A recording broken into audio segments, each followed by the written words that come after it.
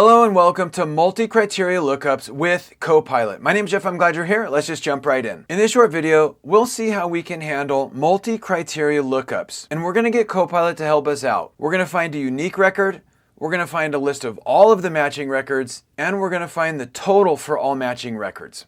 Let's go ahead and go to the first exercise, exercise 1. Here, the idea is we want to allow the user to enter a product, a size, and a color. And we want Excel to retrieve the SKU for the matching product, size, and color. So we basically want to do a lookup, but we have multiple conditions. So let's get Copilot to help. We open up Copilot, and our prompt is going to be write a formula to retrieve the SKU based on selected product, size, and color. Go. And I'll speed this up. Okay, and it comes back with done, so I will say done. And it looks like it used the XLOOKUP function. So let's go ahead and check it out. It's using the XLOOKUP function to find the record that is true, where product is equal to our product, size is equal to our size, and color is equal to our color. And if it's not found, it'll return not found.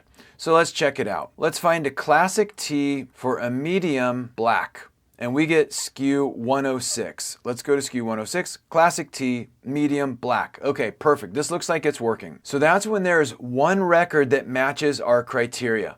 What if multiple records match our criteria? Well, I don't know. Let's go to the next exercise, exercise 2. Here, we want to allow the user to enter the vendor and month.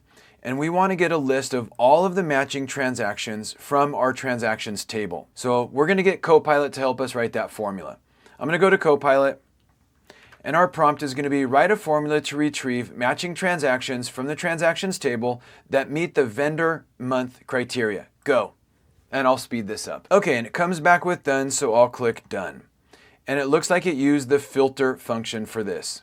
And this is exactly the same function I would have used as well. So let's check it out. It says filter the results from table 2, fine, where the vendor is equal to our vendor and where the month is equal to our month.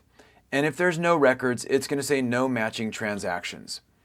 So now I should be able to say beta LLC and it updates accordingly. Perfect. And I could go may and it updates the transactions accordingly. Okay, this is working exactly as I was hoping it would. Perfect. But what if instead of listing out all the transactions when there are multiple matches, we actually just wanted to get the sum of a total of all matching records? Well, can we do that? I don't know.